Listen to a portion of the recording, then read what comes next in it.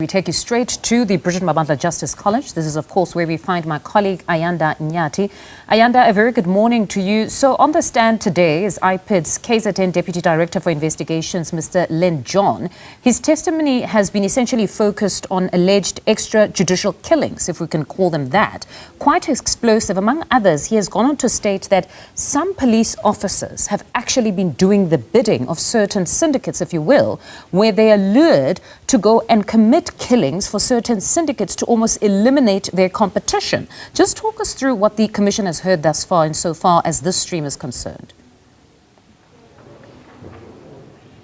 Yeah, Mr. John Fundo started off by pointing out that even though extrajudicial killings are not part of the terms of reference of this inquiry, the suspicion here at the very least, and at least what investigations are suggesting from IPID, is that these killings are being carried out to essentially take out rivals in the criminal network. And I suppose once you have an appreciation of that, you can, I suppose, appreciate why he felt the need to spend as much time as he has, essentially outlining at least so far 2 cases where it seems that suspects were killed under circumstances where this wasn't justifiable.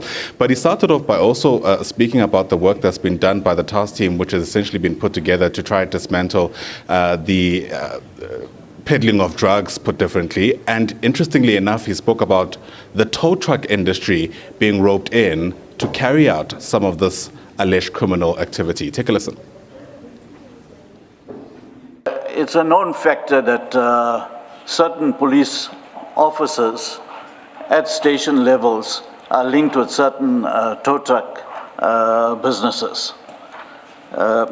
We also have identified that with the tow trucks, you'll get police officers who will give jobs to certain tow trucks in order to get you can call it a payment from them, more like an incentive. You call a tow truck and they will pay you like a commission. So police are very much involved in the tow truck industry. They have the friends in the tow truck, they know the tow truck that they can communicate with. And because of that, we see that the tow truck industry has a free rein when it comes to crime, because we believe that the tow truck industry, the tow trucks are used for transporting drugs.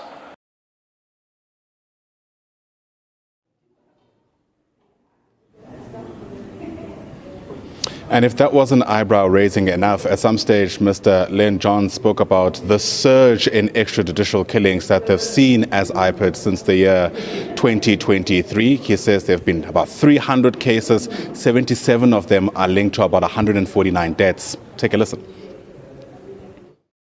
Since 2023, there has been a surge in extrajudicial killings, which IPID has noted with great concern. Between 1st of April 2023 and 31st of May 2026, IPID investigated over 300 cases, of which 77 cases involved the deaths of 149 people as a result of police action by the task team.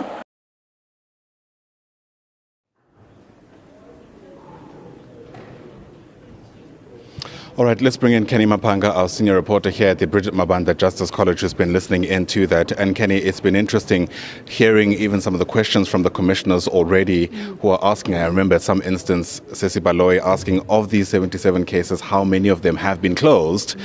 And the room being stunned that it's actually none. Absolutely. Well, we now know at the outset that this evidence being brought by Mr. John has nothing to do with directly the political killings task team, even though in this context we had heard evidence in the beginning or during phase one, let's put it that way, about this team. It seems that they're going beyond the scope and going into various task teams that have existed in the KZN province, also under the tenure of the KZN top cop, that is Lieutenant General Madlanga. And we know at the very least that there's always been that criticism waged against members of KZN SABC and the provincial commander as well, that is the KZN top cop, Lieutenant General Kwanazi, about the manner in which they conduct their operations. And that is what's being illustrated through this particular evidence. And although the patterns are emerging, I think the witness is struggling with reaching the conclusions or explaining how the conclusions are reached in terms of what he says is the guise of legitimate operations, but what is intended is not a legitimate arrest, but to go out and allegedly kill those suspects. It's about closing that gap and showing how these operations manifest in that alleged criminal manner.